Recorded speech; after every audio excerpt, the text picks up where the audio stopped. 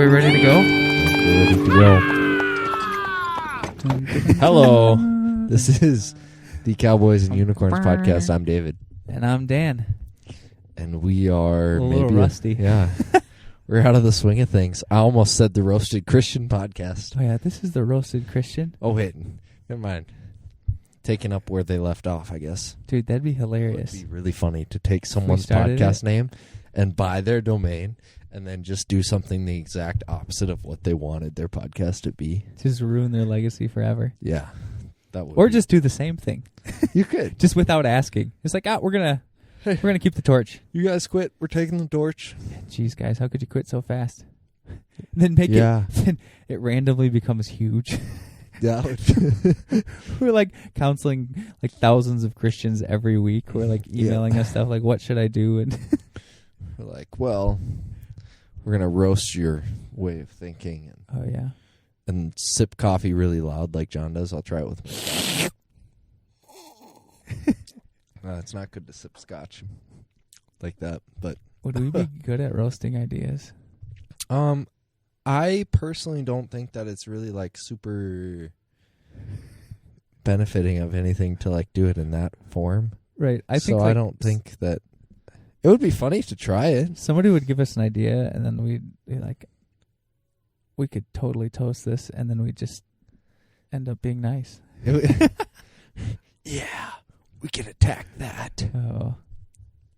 Yeah, I don't know. So we had Bobby on our last podcast, and this one we're just trashing the Roasted Christian. Yeah. Sorry, Bob. No, I think he's got the... Wait, how did he say he was going to archive it in like Google Drive? Yeah, I think that they're just going to keep them in Drive. So if you want access, email Bobby like Culbertson at like club now. Like you can have the files, but you can't shared find with them. you. Yeah. Yeah, that's that would cool. be an interesting way to do it. Like, yeah, it's not super scalable, but right. I guess if you were popular and like if Taylor Swift started a podcast, I was like, it's on my Google Drive. That was like send me a request. You have to send an email, and then you can basically hack into her Google Drive. I don't know. Do you think she has a Gmail account? Yeah, who doesn't? There's this guy. Older people. Yeah. I emailed this one guy to see if he wanted to do an interview for work. He like owns a gas station. Yeah. And I called the store, and they're like, "Oh, he's on vacation or something, but I can give you his email." I was like, "Oh, thanks." And she gives me his email like at AOL.com. I was like, "What?" Yeah, I never would have found that online. Yeah. Good thing I called in. Someone I know just stopped into our office yesterday, and he was like, "Hey, so who here uses like a good cloud source for backing up like their data and their pictures and stuff at home?" We're like, Google. Use Google Drive. He's like, "But I have a Yahoo email." Get a Google. Yeah, get a Gmail, and you'll be fine. And my father-in-law still has a Hotmail. I never even got a Hotmail. Really? Yeah. I was a little Those slow were the on... days. I was kind of a slow adopter. Yeah, well, maybe you're better off for it. I can hear my baby crying upstairs. Do you ever feel guilty when you hear your baby crying? You're recording a podcast and you'll be recording it for another hour. You probably deal with it enough. You're probably happy. Yeah, I don't know. I think if I was a mother, I might have a harder time. Mm-hmm. Like, I'd do a little better. Like, if the baby's crying, I'm a little like, let her cry. She'll be fine. Like, right. If it's the middle of the night and she's screaming, I'll be like, I can sleep through this. She'll go back to sleep soon enough. Haley's like, no, gotta save the baby. So, is parental guilt, like, is that real for you? I mean, define that. Like when you're like, do you ever feel like, oh, I should be with my kid right now, but I'm doing something else? Like for the kid's sake, not like right. Not just not like, at this point. Okay, that's I mean, good. She's only 6 months old. Yeah, I think maybe like down the road when she's old enough, like that, I could be like investing in her and she'll Right. understand it, like I think I would probably be more prone to. Yeah, if you didn't really hang out with her for like 3 months or something, you'd probably feel bad. Right. But or you like, probably won't do that. Yeah.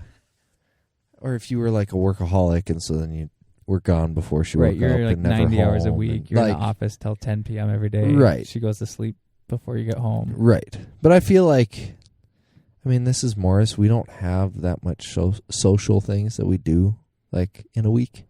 So I at least spend, like, 3 or 4 hours in the evening, like, Yeah, that's quite a bit. around her. Yeah. I wasn't trying to make you feel guilty. No. We did, Haley and I did get to go to the cities and leave the baby with the grandparents for the first time. I think I saw that on Instagram. Because I had to get my tattoo finished up, and we didn't want to bring a baby into a tattoo parlor, and I didn't want to make Haley sit at home. And so that was kind of fun. Sweet. It was weird because you're so used to like being hyper aware of a baby. Yeah. So like just to even be able to walk into a store and not be like, okay, well, we have to have a cart because we have a baby, Mm-hmm. and we have to be aware of like the next time she's going to feed, and like have a time frame for everything based on like the baby's needs, not any of our needs. It was really nice to not have that, but it was weird. Every once in a while you'd be like, wait, where's the baby? Oh yeah, the baby's not here. Right. But yeah, it's weird how that changes. Teenage pregnancy is rough, bro. Yeah. I'm 23. Haley's 20 now. She's 20 now. Was she 19 when she had the baby? She was 19 when she was pregnant. Okay. But April, so she was 20 for 2 months when she had the baby. Nice. So I guess, do we contribute to teen pregnancy but not teen Not without being married. mothers? It's Right. not a... Right. There's that too. Yeah. But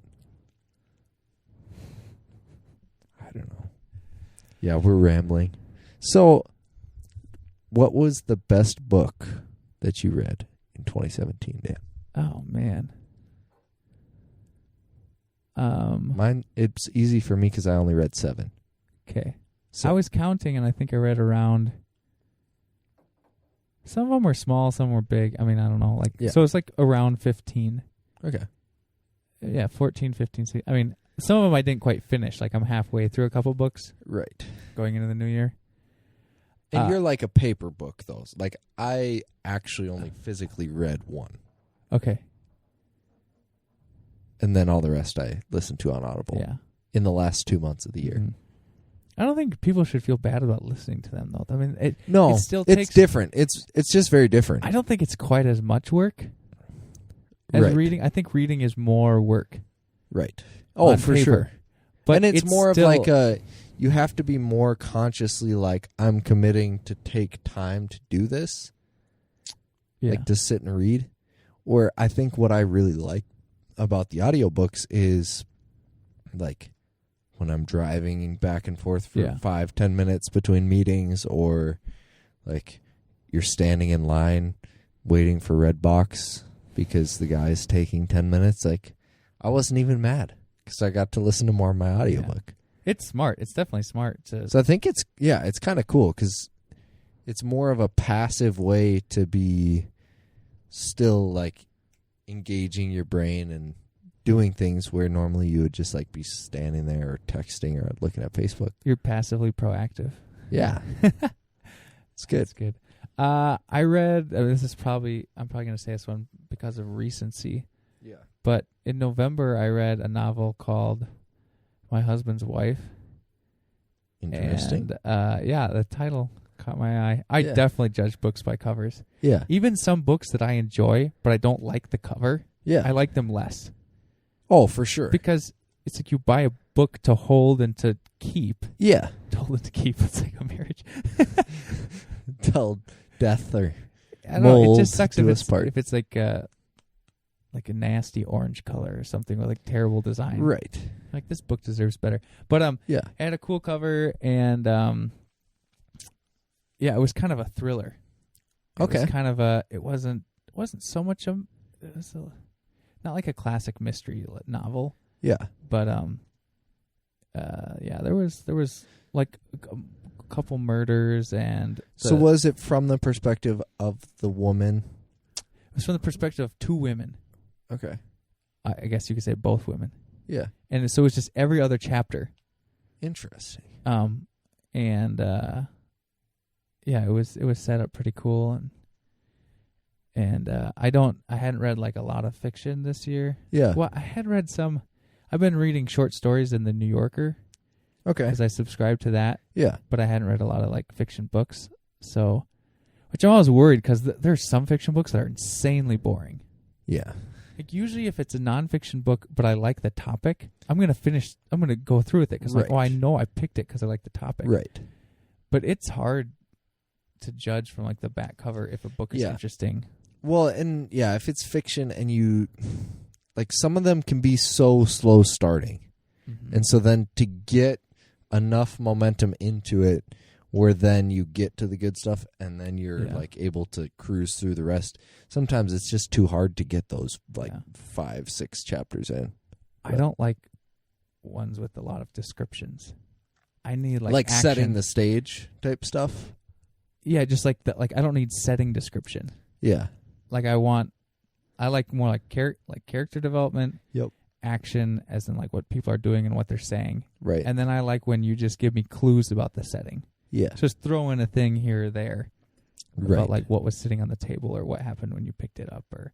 Right. But I don't need like when I was a kid, he walked into the room and noticed the walls were blue and then the lights were ornately covered in da da da da. Right. I feel like when I was a kid I ended up reading fiction like I don't know, you're like read a kid's fiction book or here's like a classic and you're like 3 pages about like what the mouse ate for dinner and you're like why? Yep. But yeah, that was like a really fun book. I also then that'll be my fiction book. On the nonfiction side, I read a book called Killing Marketing, which was super good. And it was authored by Robert Rose and Joe Polizzi, and they have a podcast which they ended about content marketing. Are we like on the tail end of podcastery? Everyone else, is ending theirs and. Right. I hope not. Everyone else being Roasted Christian and the Content Marketing Institute podcast. But they wrote a book, and it was super interesting about making, like, instead of making the marketing department a cost center, turning it into a revenue center. Right. So especially from an investment standpoint, like marketing is just a cost in most companies. Right. You have to pay for advertising, and then it's super hard to measure whether your marketing is working. Yep. And so they gave examples of companies that have set their marketing up with like a business model to generate revenue. Okay. So Red Bull, for example, they have like a whole segment. I mean, obviously they produce energy drinks and distribute and all that. Yep. But like a huge component of Red Bull is like their media. They're like a media company. Right. Yeah. And they set it up to make money. Like the X Games, and they have So they, and they also thought, I think this is like in the early 2000s, they thought that the mainstream media, like ESPN and the other sports channels and stuff, were terrible at covering all like the extreme sports. So they hire a bunch of people who are good at filming and covering those type of things. And then they also talked about Lego. Like Lego created the Lego movie, which you think about it is like fantastic marketing. It's storytelling. People are going and watching it. But they made tons of money off the Lego movie. Right, because then the kids need to go buy the Lego set as well. Yeah. Yeah. So it's like you're doing the traditional, like you're probably getting some ROI on people getting sales, but you're also just getting ticket sales. Yeah. People like buying the movie. Brand recognition and all that stuff comes along with that. Yeah, it's like that stuff becomes the cherry, but you don't have to worry like, is your marketing paying off or not? Because marketing is bringing in money. Yeah. So it's at least paying for itself, maybe some profits. Yeah. And it's for sure helping your brand. Yep, exactly. As long as it's going well. Yep. And they had a bunch of different examples. One was this company called Arrow Electronics, who had to like any like B2B company had to buy a bunch of advertising and trade magazines. Okay. And then I think they kind of thought like like they didn't have a super strong trade magazines like in the industry. Yeah. And so they bought like all of them basically and so then they just own them and they run them now. Interesting. Yeah. So I don't know, it was one of the more innovative things that people are saying about marketing, at least like content type marketing. Right. So that was super interesting. To me, probably really boring for the last 5 minutes of me explaining it. Yeah, it's got to be like, it's right in your wheelhouse of what you're doing on a daily basis. So yeah, there's that.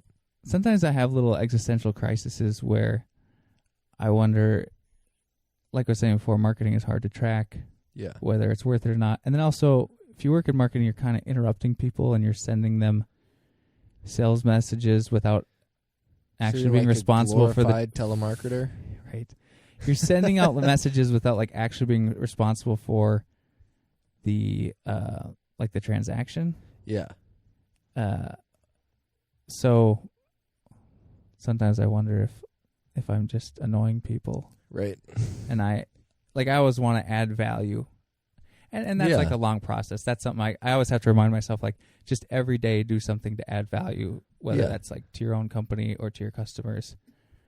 But sometimes if you're sending people emails or like doing advertising or making sales tools, it's all like, we're the best. Like, well, no one cares. Everyone cares about their own.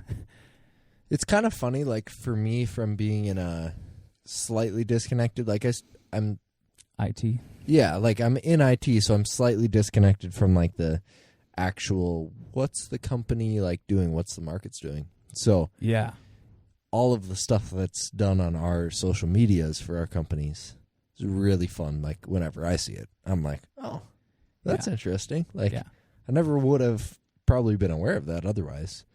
Yep. Just because it's not the stuff that I'm touching on a day to day, but it's like, it's kind of cool to see. You know, as the article about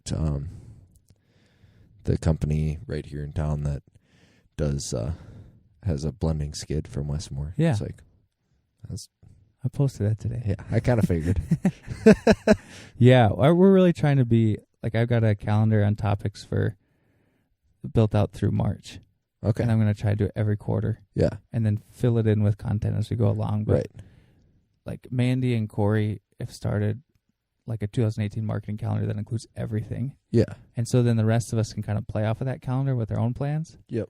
And so we're kind of like like picture too. It's definitely going to help. I think it's going to help us get our crap together a lot more. Right.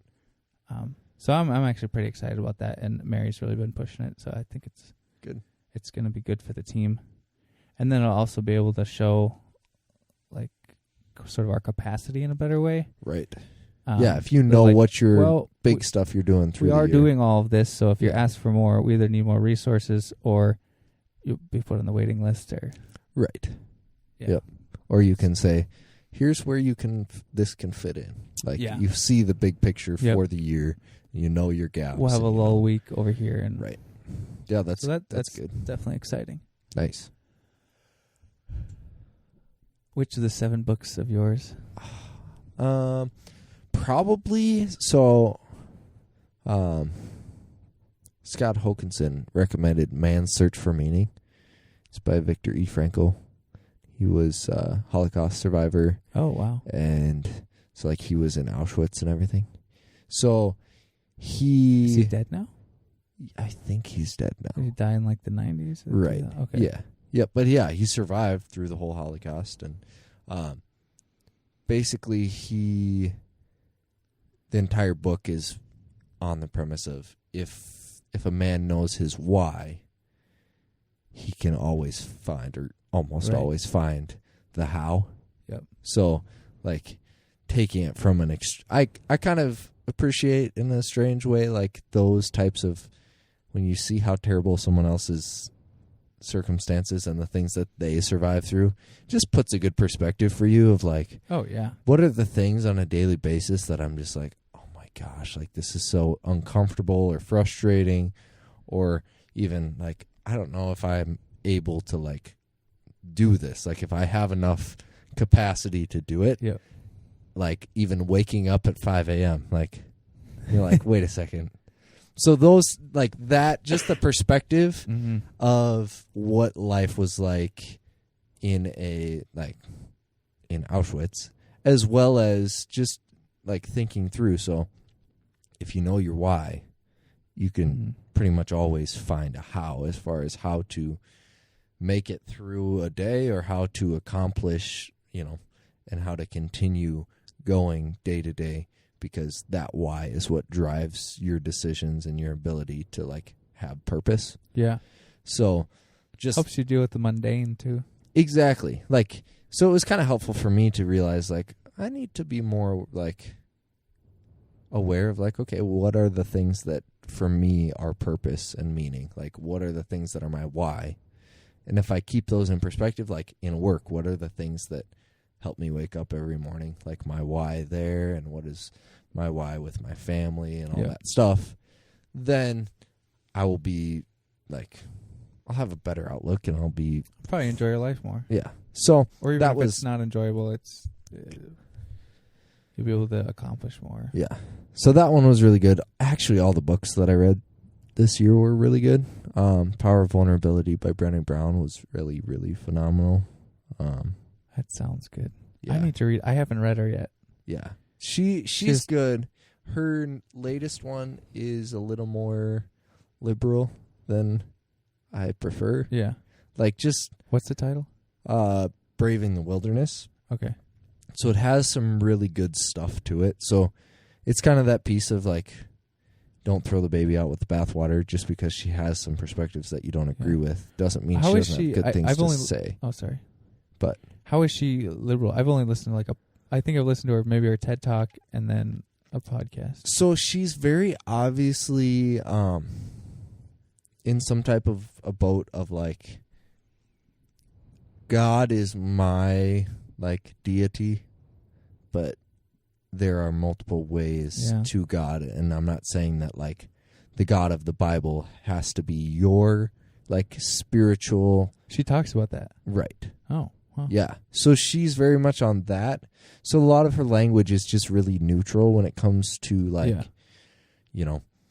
purpose and spirituality and all that stuff. Yeah. And then which probably gives her like a broad appeal as far as like selling books. Right. Because anyone can kind of insert their own. Yeah. Yeah, definitely. Like a lot of Christians like her, and probably a lot of like non-Christians like her. And right. That's the thing. So I'm not saying that's the way to appeal to people. It usually isn't, but. Right. Because she's even she talks about how she's had, when she was first getting started and obviously wasn't like as popular as she is now, she had a lot of speaking engagements where people would be like, hey, so we really like you. We think you're inspiring. Like, but could you not talk about shame? Right? Like, she's like, no, that's like what I do. Right? Yeah, that's a fundamental piece of what like I talk about. And then other groups that are like, hey, could you not talk about your faith? Like, talk about the shame and what it, and like vulnerability and all those good things. So don't be vulnerable about your but don't talk about your faith. So it's kind of an interesting combination of like, she's also very straightforward about, I'm not going to like compromise these things just because it's what one person asks for. Like, I'm going to put the real vulnerable me on the table, and like, people can like it or not. Yeah, like it or not. If you don't like it, then like you don't have to hire me to come. Yeah.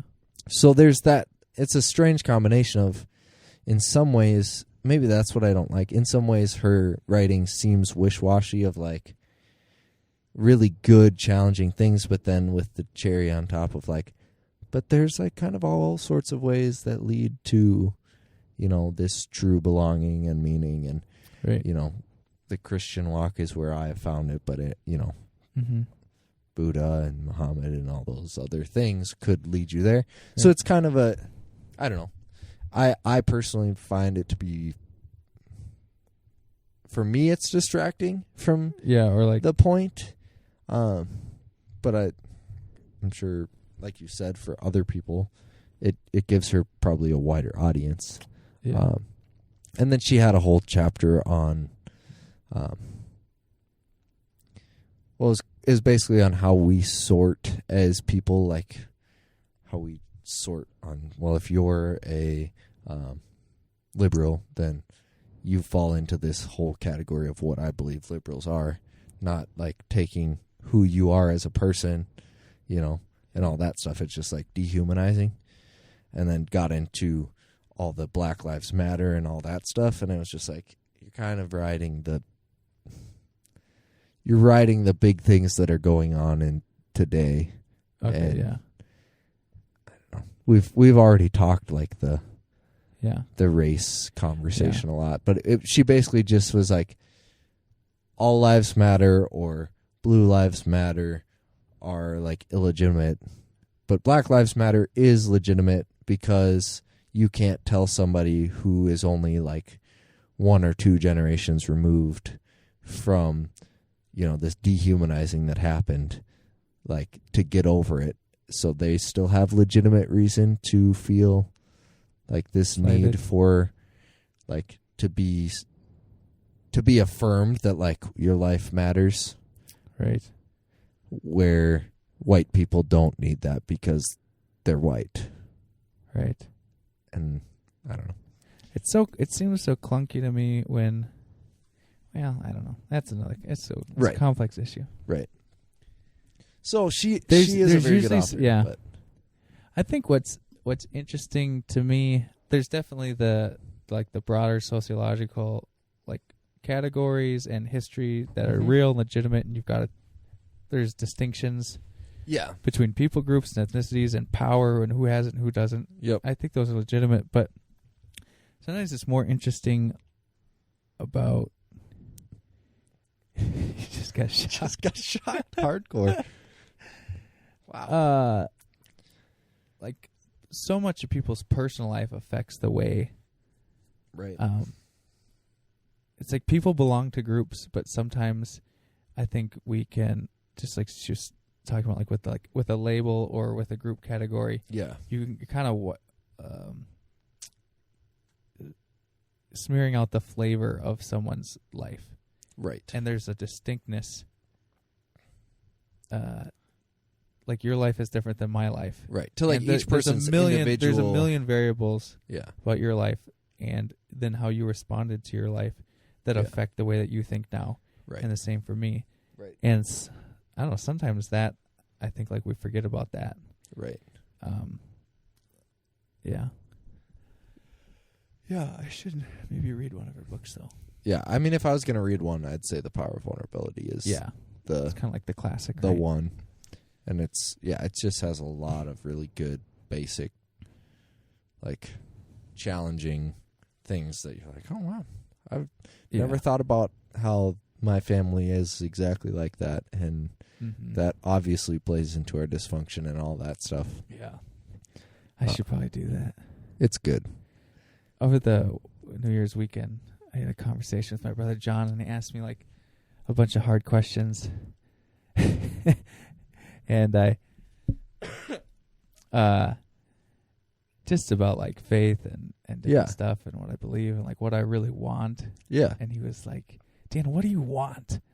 Or like, he's like, because, you know, like you argue about a bunch of different things. It was after he listened to our podcast where we were talking about like the cross and what it means. And stuff. Oh, yeah. Yep. And so I gave him some answers and I was pretty honest with him and like expressed my doubts and all these different things. But yeah, it's just kind of brought up and like reminded me of like, crap, I still have like a bunch of anger and pain.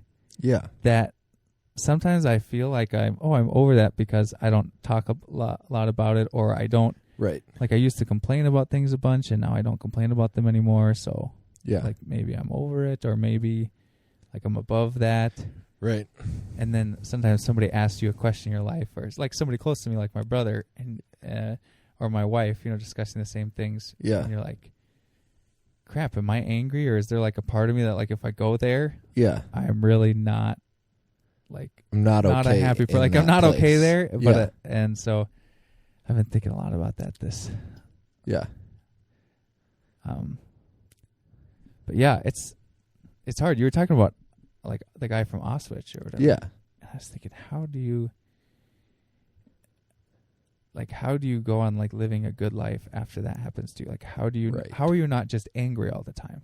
Right. Well, he talked about that, and that's where basically the why, like if you know your why, that is the most important piece, because people who didn't like know their why and just by chance, happened to survive, like got out, and they're like, they just wanted to inflict the pain that had been inflicted on them on others. And then the other scenario he talked about was the people who had their why, right, of like their wife that they were going to see, and then once they got out and they go to get to go home and normalcy, and it's like, nope, my wife died in a gas chamber somewhere, right? And then their why is that they survived all that time for no longer exists. Oh my gosh. And then it's like, how do you continue to live after that? Yeah. So, but along the point of what you were saying, it's interesting after going like, so I didn't read any books for kind of the entire year up until November. And from like middle of November through December, then I did 7 books. So like, wow. All of a sudden I was just kind of got okay, I really want to like, I think I had been kind of suppressing things too, and like maybe just like pushing myself from really like looking at the hard things and having to like kind of be present and address them. And then after those 7 books going into the holiday season, I'm like super hyper aware of all of the things that I am terrible at, like my little brother, like doesn't matter any opportunity, like my default is just to like say something degrading or rude, right? Like he says something that's dumb and I have to point it out. Your reflex right? is like, you're an idiot. Yeah, like just my default is that. And so I'm like, okay, I know all these things. I'm going to do better, right? Like I know that my disappointment can kind of control, like if I don't want to do what my family's doing, they're kind of like, oh, well, we don't want David to be disappointed or frustrated, so we'll just do it. And I'm like, I don't want that. Yeah. And then looking back, it's like, I still sucked at those things even though I was aware of them. You're like, do you think, sometimes I wonder about that, because for sure awareness and self-awareness, and sort of the humility to understand where you're wrong, right? Seems like it'd be helpful, and generally people who are like that are usually more fun to be around and stuff. Right. But at the same time, sometimes awareness doesn't necessarily seem like if you're aware every time you're prideful, you're like, well, does this actually help me not be prideful? Right. Well, I think like every time you're rude. Yeah. I think it does. But sometimes it does help, but I think the other piece, and it's the part that's the harder part that I'm really bad at, is the true vulnerability piece of like to be able to say to your wife or to your family and be like, hey, I know that I tend to do this, or I know that this tends to be like my pattern. If you see that coming out, like feel that true vulnerability of like, tell me, hey guys, I know you all know this, but now I'm aware of it. Can you help keep me accountable? Yep. And that's the piece that I didn't really do, right? Like I was aware of it, and I was like, well, I'll try and like do better at that. I can do this. And then you get comfortable after being home for a day, and you have 3 more days, and then you start to get frustrated with people, and you just like go back to your same patterns. So I think that vulnerability piece of being like, hey, yeah, I'm sorry, I suck at this. Yep. Like call me on it next time type of a thing. Like that's probably the more effective route than just self-awareness, because you can be self-aware and that doesn't mean that you necessarily change your habits. Right. It helps to have that plus with accountability. Right. But vulnerability sucks. Yeah, dude. It's super hard. Like I remember being engaged and I was like, crap, I don't know if I feel super vulnerable right now. I don't really like this. Yeah. I think there's a balance between vulnerability and confidence. Right. Because you can get into sort of the vulnerability where I don't. Not that those are opposites, but I think if they're paired together, it's really good. Right. Because sometimes, if vulnerability just kind of, I don't know. I think vulnerability might lend to you just being more passive, right? If you're like more aware of your shortcomings, you're maybe just more prone to be like, well, if I just like shrink back and but I think that's probably not true. It's like starting in vulnerability, but then you go to the unhealthy, right? You can go to like give up mode. Right. Of like, yeah, crucify me now. Yep. Right. I'm bad at this, and I'll tell you that. And that's like so that book talks about the difference between guilt and shame. Yeah. And how it's like guilt is the ability to say, like, realize, oh crap, I just called my brother an idiot again. I made a bad, like, that was wrong of me. And that's guilt. Shame is you recognize that and you're just like, I'm such a bad person. Yeah. Right? So it's like the I'm a bad person versus I made a bad decision or I should not have done that type of a thing. And that's where, like, when you're trying to be vulnerable, it's really hard to not slip into that of like, I'm just a jerk. And then you're like, well, as long as I'm a jerk, I might as well continue being a jerk. Yeah, or beat myself up about it. Or you go on the other. Yeah, like, I can slip into that. Shame slips so much into self-hatred. Right. That feeling of, I can't believe I did this, or I can't believe I'm like that, or I will never be able to change. Right. Yeah, I'm just this way. Yeah. And if you think you're just that way, I mean, there's not a lot of hope for changing, because how would you overcome your very being, or like, this is just part of my personality. Right. Yeah. Yeah, so I've found that at work is the healthier place for me to practice vulnerability, because I don't have years and years and years of like all this stuff built up with the people. Mm-hmm. So, while it's hard, it's a lot easier to be able to, like, in a meeting, say, yeah, I dropped the ball on that. Yep. Than it would be to say that, like, at family Christmas of like, hey, sorry guys, I know that I said I wouldn't do that, but I did, and I want you to forgive me, right? Yep. So, like, I've been starting to, like, it's a lot easier to do it at work, but I feel like if I get in the habit of, like, trying to be vulnerable and humble and, like have integrity, that especially, like, within work and within all those interactions, it should help with hopefully it'll transfer family. over. We'll see. So, on that vein, do you have any 2018 like resolutions or goals or big things that you're like, I want to accomplish this? Yeah. So I launched my website yesterday. Yeah, yesterday. It's been live for a couple of weeks, but no one knew how to find it. What? But no one knew how to find it. Yeah, I didn't announce it. So I announced it yesterday, and it's DanielTiernan.com. Go to it. Please subscribe to my blog. Yeah. And it has some things that I've written in the past, or basically like this past year, past couple years. Yeah. And then it also has a blog, which is a regular weekly feature. So every Thursday morning, I'm going to send out a blog on social media and to people's inboxes, the people who subscribe. And so my goal is to do that every week. Yeah. So the blog is kind of a goofy idea. It's really short stories that are inspired off of product packaging. Okay. So, like, if anybody follows me on Instagram, I'm always taking pictures of books and beer labels and food. And I don't know, for some reason, I just like taking pictures of products. Yeah. And I was like, I don't want to do product reviews. Like, it's so overdone. It's not very unique. Right. And I don't necessarily am an expert on all the products I consume.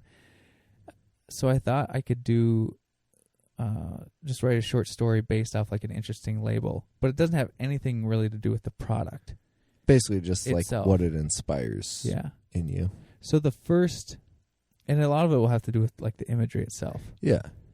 So like the first post is a picture of a Jameson bottle, and it's like the holiday edition. Yeah. And there's two hands shaking. That's like the prominent feature on the label. Yep.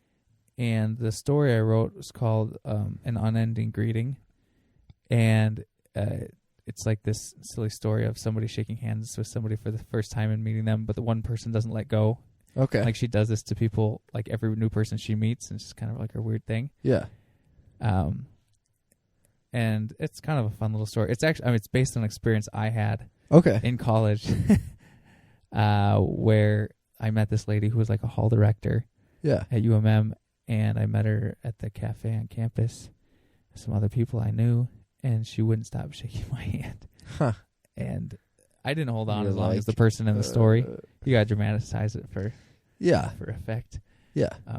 So that was just an example. Like tonight, I got to finish up writing a story that I started over lunch today to release tomorrow. So you're not like you don't have a backlog. I don't. I didn't create a backlog. All right. I was kind of pushed. I pushed a bunch of things. You run out of backlogs anyways, as our listeners know. Right. I was kind of they're really short stories. So if I wanted to this Saturday, I could probably write. Like I could write all of January's 100 this weekend. Yeah. Not 100. I don't know, probably 3. Yeah. But yeah, like tonight the photo is a cap of it's like a beer cap. Okay. With a fish on it. So if you go to danieltiernan.com and you subscribe tomorrow morning, I will send you a link and you will find out what short story I come up with. Right. Based on a photo of a fish on a bottle cap. Boom.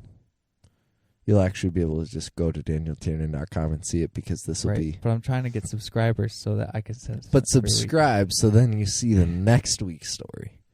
Yes. Do you know what the next week's one is going to be? No. Like the I content? have the photos picked out. So Yeah. I have like a backlog of photos. Right. But I don't have. I mean, these are super short stories. They're like 200, 300 words. Right. Like it's brief story. They're not long type things. Yeah. So I figured, I don't really have the energy or the ambition to write a 1,500 word blog post every week. Right. Especially when my job is content.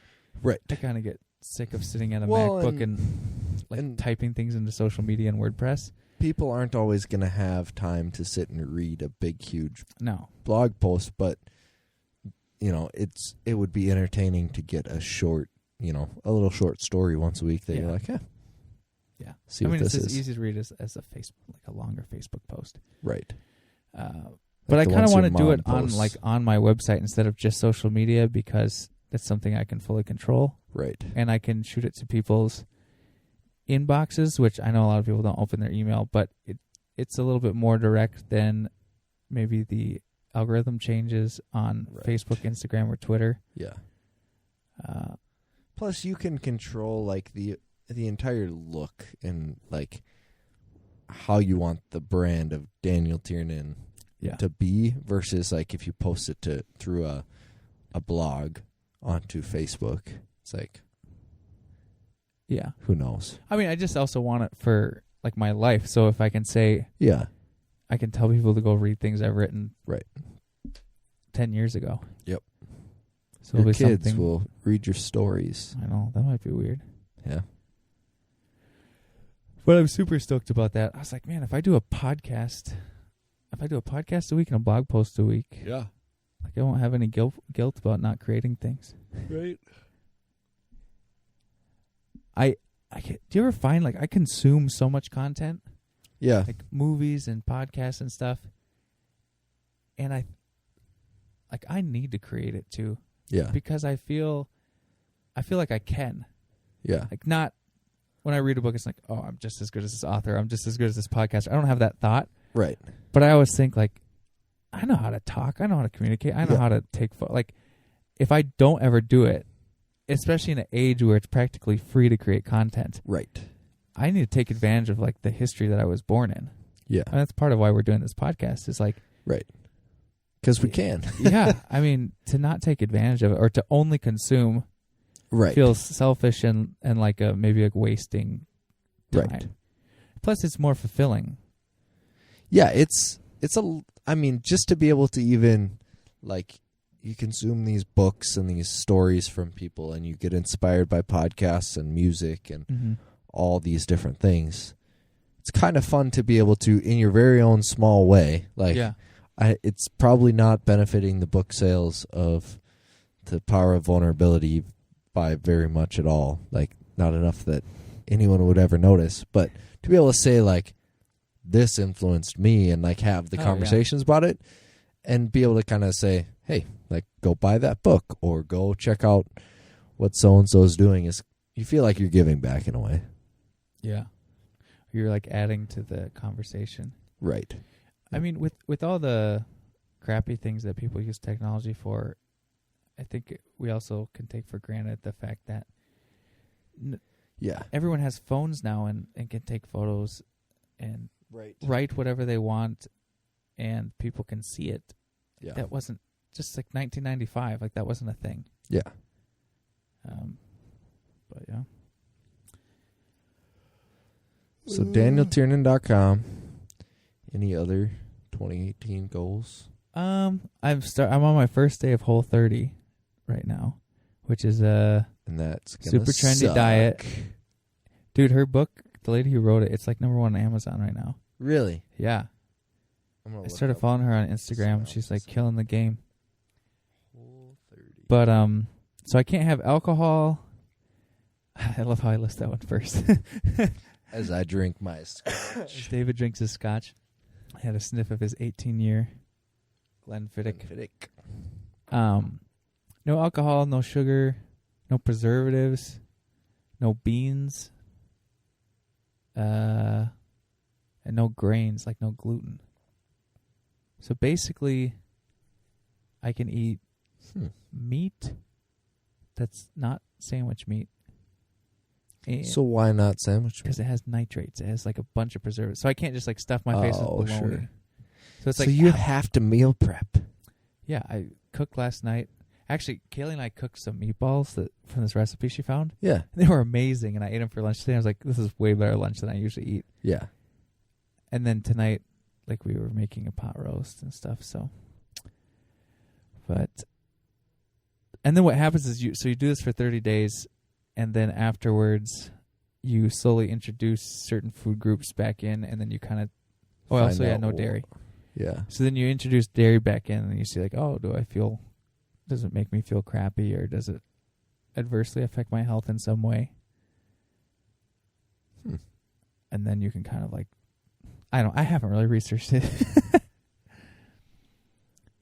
Yeah. But I'm kind of excited about that because I ate super crappy in December. I'm getting a little fat. Ideally, no tobacco products. Yeah. Are you doing that? You can say you are on the podcast. Ideally, no tobacco products. But I'm not a perfectionist anymore, so. So Gabe's garage, his heater works pretty good. So dang. I have 3 cigars that I need to smoke. I'm not completely opposed to smoking. All right. It's not sugar. Right. You're not even consuming it. You're just I didn't even breathing it into your mouth and breathing it back out. So Whole30. Yeah, so I want to lose some weight. Yeah. I've been trying to get back into running, like I've talked about in the podcast. I lost some weight before my marathon, but I started to gain it back. But if I could lose even more weight, it would just be helpful for running. Like, I could just run faster. Sure. I used to be, like, in college, I was between 170 and 180 pounds. Mm-hmm. And now I'm like 215. You're 170? Yeah. That's what I weigh. Senior year of high school, I was 163. I was a beanpole. Yeah. I was really fast. Are you 6'3"? No. I'm 6 foot. Really? You're only 6 foot? Yeah. Wow. You feel taller than that. Yeah. Like John's 6'3", my brother John. Yeah. Oh, I think John's like 6'3.5". He's pretty. Yeah. John's big. He's a monster. Yeah. I'm short, so I should probably be like 150. Yeah, you look good. Goodish. Goodish. Just going to cover my body in tattoos, and you'll never know. Right. my It fat. definitely seems like some people are doing that strategy. Well, I always, like, in high school, I was like, Adam Levine is a genius because he just stays skinny, but he doesn't have to work out or do anything because he's covered in tattoos. And so people don't look and be like, oh, your arms are small. They're like, you have awesome tattoos. So I think He's pretty. Isn't he making pretty progress. cut too? Like he's lean. I think He's not a big- he's very lean. Yeah, Right. he's like he doesn't. Some people are skinny and like you can't see any muscle. Like if they took Yeah. off their shirt, they wouldn't have abs. Right. I'm kind of excited with this whole 30 because I like have a pretty strong core. Yeah. It's just a little covered right now. Right. I can see my top little 2 abs. I'm like, man, if I do this no sugar Yeah. and no beer for a month, maybe I'll be able to see my abs. You're gonna be like Hugh Jackman in Wolverine. Maybe not. Would you ever take steroids? No, I don't have any reason to. Yeah. Like, I mean, just what for if you have fun? like a midlife crisis and you just start lifting a bunch? Like, screw podcasts, screw the pipe business. I'm just going to get huge. And then after, 2.5, 3 years of going hard, you're like, I'm completely plateaued. Okay. I've already had all my kids. It doesn't matter if my balls shrivel.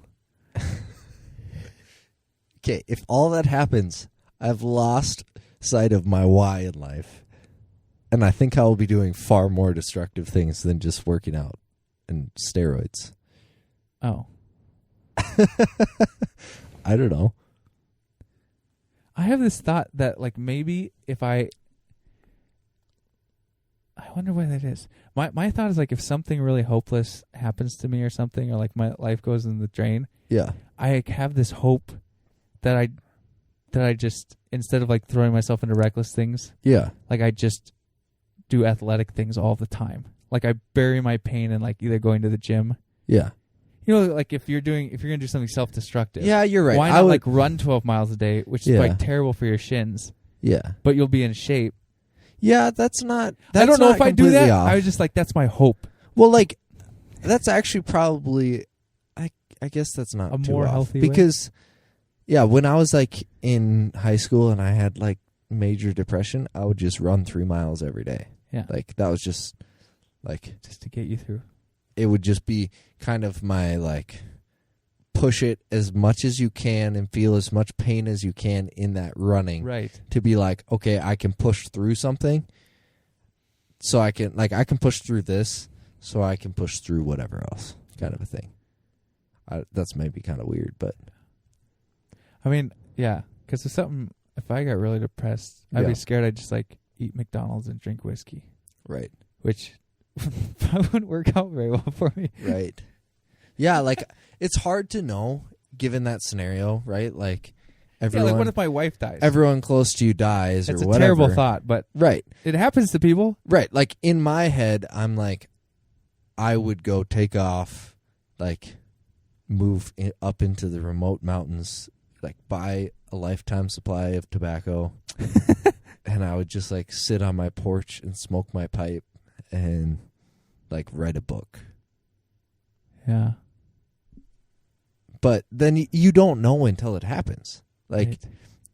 I've known people who have had like extreme loss like that, and it's like you could have never guessed like where they would like how they would handle it. Mm-hmm. But I'm guessing they probably couldn't either. I'm sure they weren't like, well, if I lose my wife, Right. I think that I'll do this. Yeah. I'll make it through it. It'll be okay.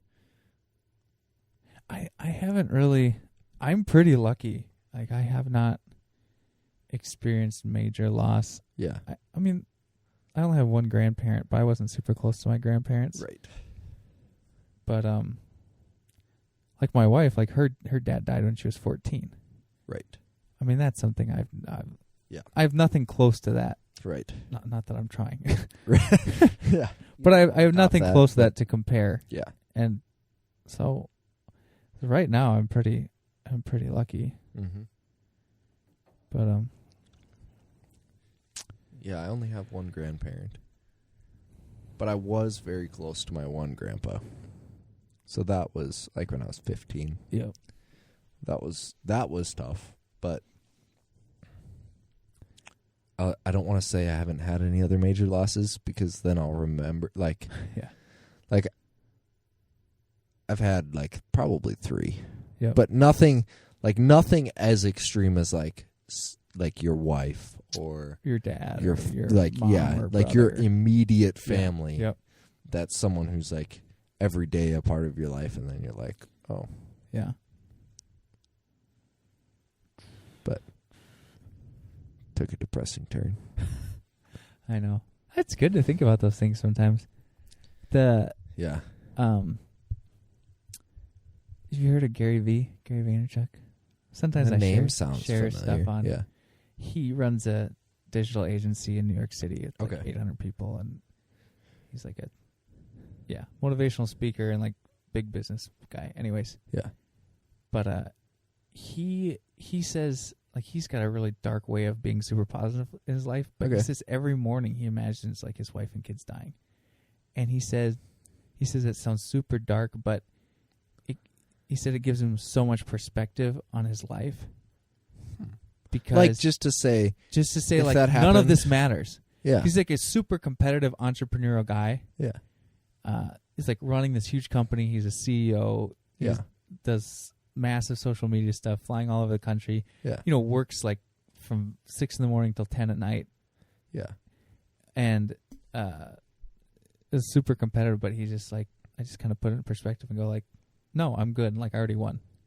Huh. Like, you know, all the things that I compete at every day and that I super care about Yeah. don't really, like they're not the most important thing. Right. But that's kind of a weird way of going about Yeah, that. that's kind of a dark place to like bring yourself. Like, Yeah. I've had a few times where like you accidentally start thinking about that, right? And then you're like, wow, I'm depressed. I know. But to start out your day, or, you know, Like on a regular basis. like to be like consistently, okay, I have to make sure I think about the most terrible way that the people I love could die. yeah. All right, I think I can go Yeah. face the day today. No. Not Probably doing takes a it. certain type of person. Yeah. An unhealthy person. Right. If any of you do that on a daily basis, let us know how it's working out for you. That would be interesting to know someone. Yeah, who does that? And you probably would be surprised. You'd probably be like, what? I would never think that you would do that. And then the person who you thought would do it is the person who's like a hippie Right. and only thinks happy thoughts. Happy thoughts. Shout out to Corey Schmidgall, Coach Corey on Instagram. If you want your daily dose, early morning inspiration. Every once in a while, I see a post and I'm like, wow, that was good. Thanks. Corey, that was a good way to start my day. Most of the other times, I'm like, I'm glad I know you, Corey, but you're goofy. Do you think he's like sitting on the pot just posting those every morning? Like, No, I think it's all part of his routine. oh, right. So it's like I think he does his morning, like, start the day, like, I have my mantras and all those things, and then reads, and then whatever, like, is on his mind after, like, doing those things and reading, he, like, just goes and finds, like, 3 memes or... What do you call an is it an They're inspirational meme? posts. Yeah, inspirational. But it's like a meme. picture with text, so With it's a text. meme, but it's not a funny meme. That would be awesome. Corey, side idea for you. Start out a meme account just to do your funny inspiration for the day. Yeah. That'd be good. I have thought about that, though. So Brené Brown has, like, all these different mantras that she, like, you know, it's like her vulnerability one is, like, don't puff up, don't shrink back, stand your sacred ground or something like that. Like, she has all these things for every different scenario. Like, if I'm feeling shame, here's my mantra. She repeats them. Like, so she has this immediate response of, if I'm in this situation, here is my like what I have defined as truth, and I know is true and inspiring to me, and I'm going to repeat it to bring myself like back to level to make sure that I don't. Emotionally. So, do you think? Okay, so part of me goes, "That's good." yeah, and I think there's been times in my life where I felt really shaky, where I've done that, whether it be things I believe that I just state, or a Bible verse or something. That I just go, okay, I'm going to say this, just because I'm not in a great place mentally. Right. Maybe this will bring me back, like you're saying. But at the same time, like, part of me in life wants to avoid cliche. Mm-hmm. And maybe that's a bad. I don't know if that's a good desire or bad, but it's not that there's not any truth in cliche things or things that people say all the time, but sometimes they seem a little like non-creative or.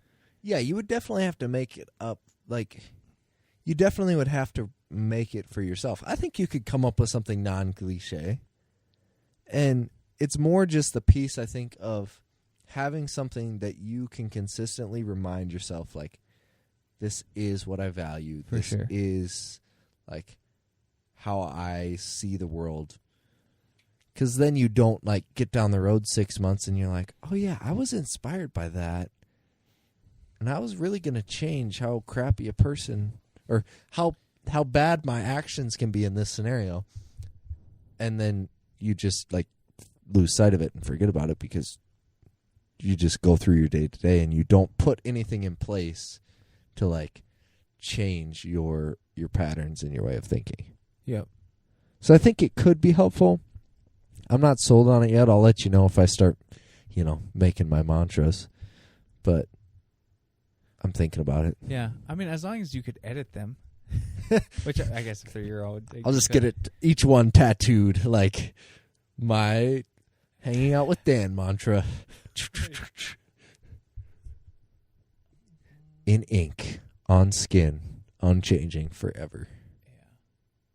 Yeah. I don't know. I think I'd almost want to make them super simple. Yeah.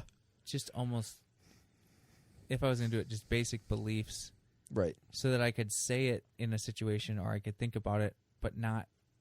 To me, it could become rote so easy, where I would forget about the meaning. Right. If I was That's going true. to implement this.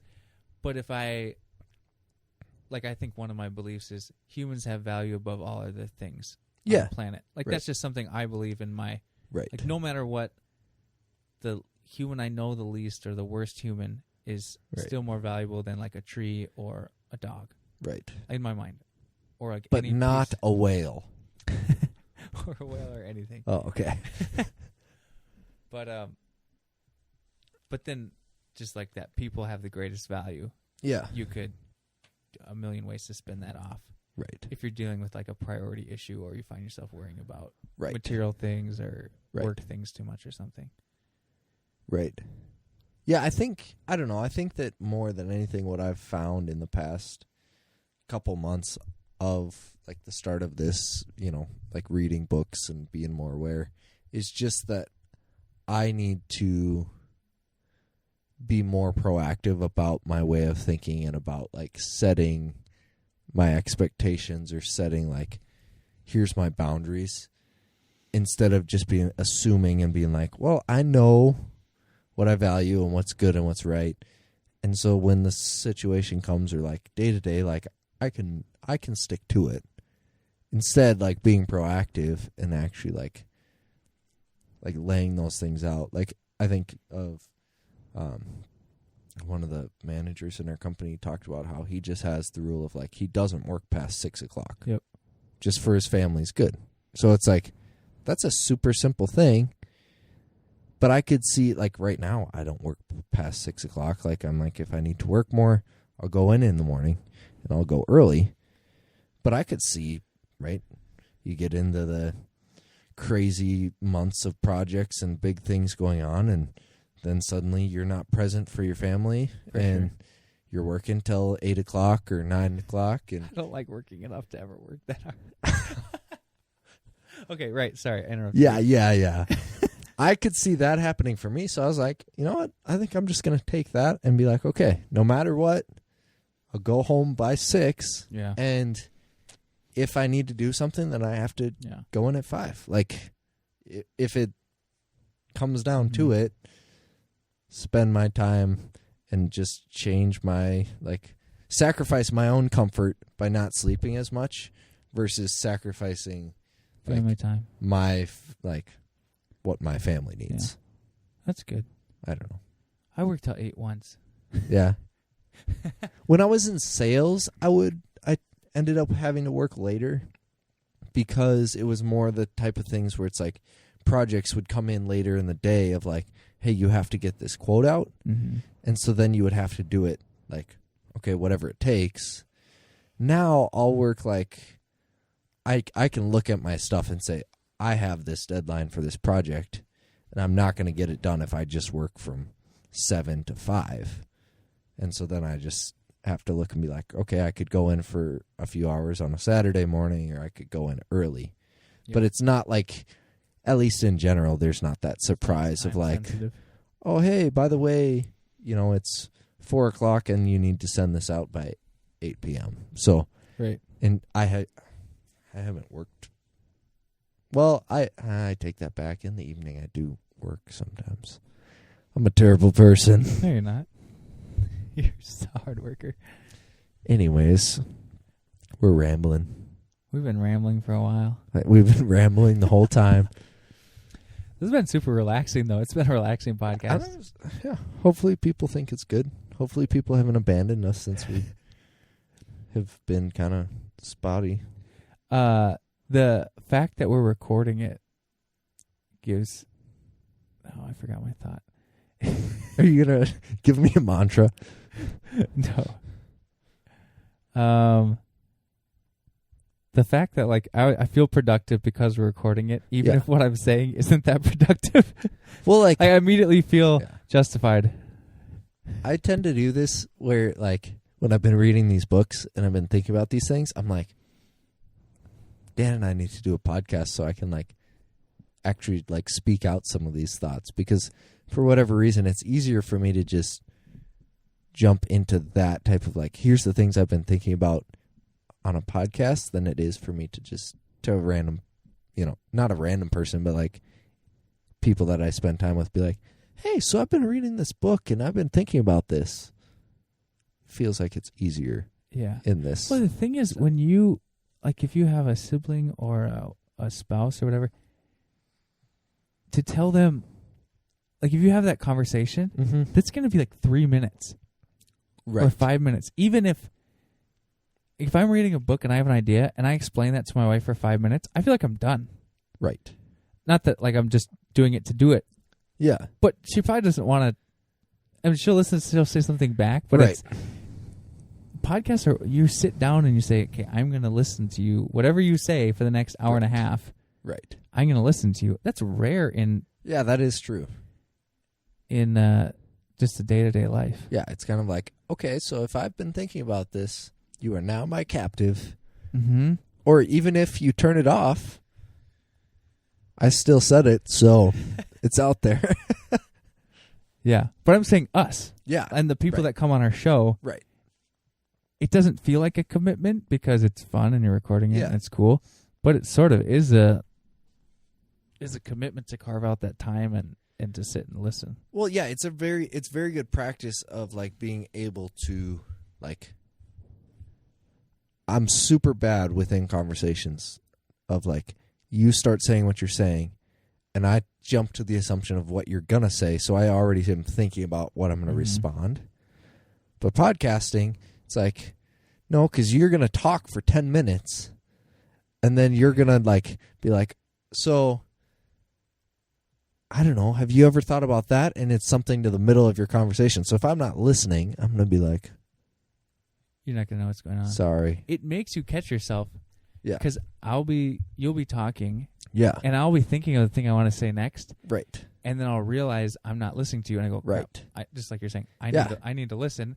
And it's rude if. It's super good practice. Yeah, it is.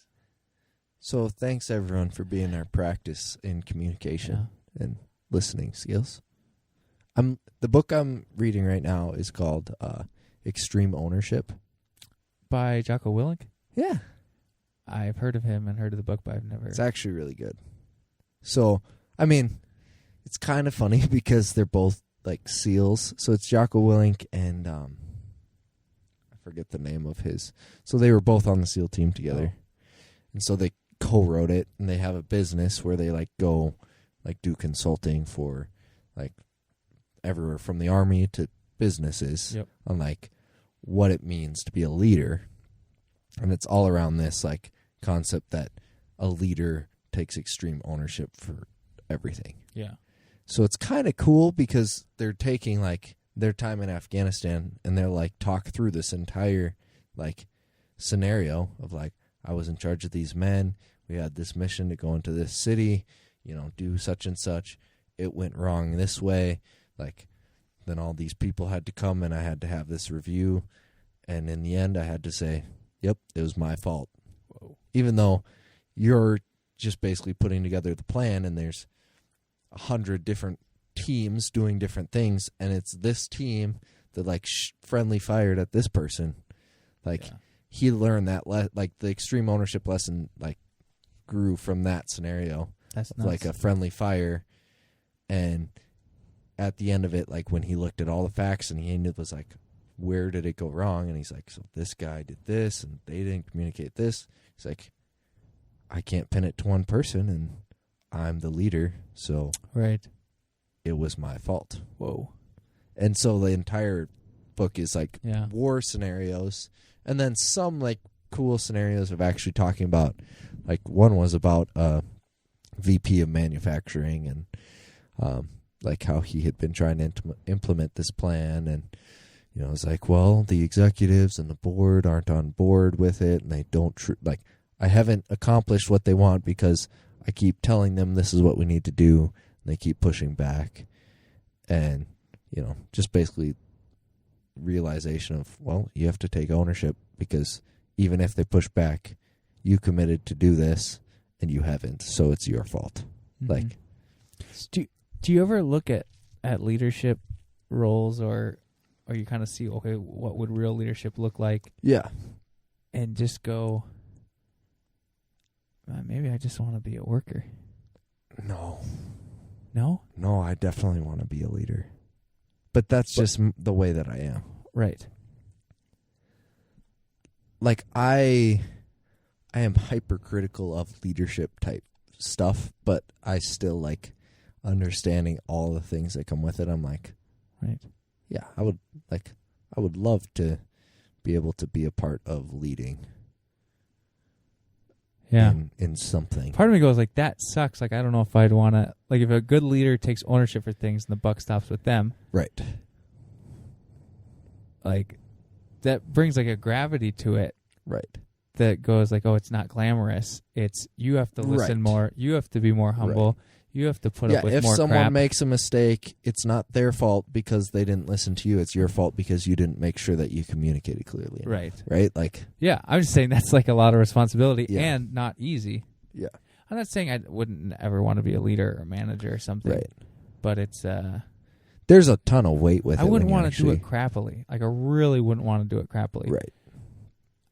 I mean, I'm not very old, so most of my life has been working like under people. Yeah. And it sucks when you work under somebody or a situation that's like not well run. Like, I don't know. Yeah.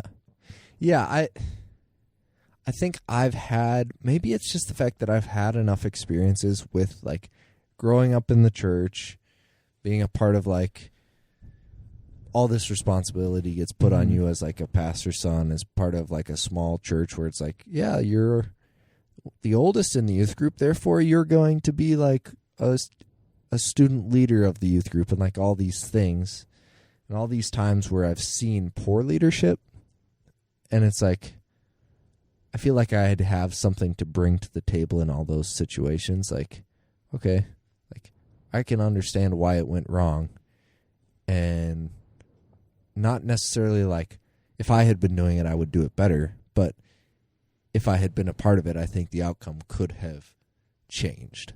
Right? Like, yeah. So I don't know. I think more of my goal is to be, I don't completely know. I think more of my goal is just to be influential. Right. Like, I don't know. Part of me sees like just just being a part of a team. Okay, and maybe I'm not the leader, and the responsibility is not on me. But I think depending, I like to be someone who raises the excellence of a team or has influence. Right. Like your ideas have influence. I think sometimes when you're the leader, in some ways it's like your ideas have influence because of brute force. And I'm always interested in whose ideas have influence that everyone accepts like easily. Right. Like who's really persuasive that people aren't just doing what that person thinks because they have to. Yeah. Like that would be my fear as a leader. But wouldn't you say that I get out of tune too easy because at the end of the day I can say you have to do it because I guess it just depends how you define leader too, because if you look at it and you look in a scenario and you're like, well, that person is only getting traction and momentum because they're a bully or they lead out of fear or like they have the position and the title. And then you look at the other person who is actually rallying the team and leading it, like the people are gravitating towards, like that really is, like that person doesn't have the title, but that person is the leader, a leader, right? So there is a weird piece of like, I also don't know like how excited I'd be to have like a big title where everyone looks at you and labels you like you're the leader. But I guess on a day-to-day basis, it's like, I guess I just want to be like a leader in the fact of like my characteristics and like my morals and my values are everything that encompasses what it takes to have respect and to lead a team. Yep. And whatever the outcome of that is, if you then end up truly managing people or if you're just the person who is influencing people in a positive way because you're leading from a side role. Right. Yeah. I don't know. I think the thing I'm not worried like I would be a terrible boss and just tell people like, do this and da-da-da. Right. I would be worried for like somewhere in the middle. Right. Like I would land on somewhere where I was kind of persuasive and like not a bad guy, but where people are like, oh, you're like mostly good, but like, you know, like there's that 20% like resentful, like but. Well, and the hardest thing I think out of every single manager I've ever had, like the biggest struggle that I see is it's hard to manage people and like keep pushing towards the big picture and like bringing everything back into the center and also not lose sight of the day-to-day. For sure. Because most managers, where they start to lose their team is it's like, yeah, you're smart, you're intelligent, like you have good vision, but you don't understand what you're asking us because you're out of touch with what your people are actually doing in the day-to-day. I think it'd be easy because part of your job is vision, decision-making, big stuff. I think almost to forget sometimes how long the default stuff takes. Right.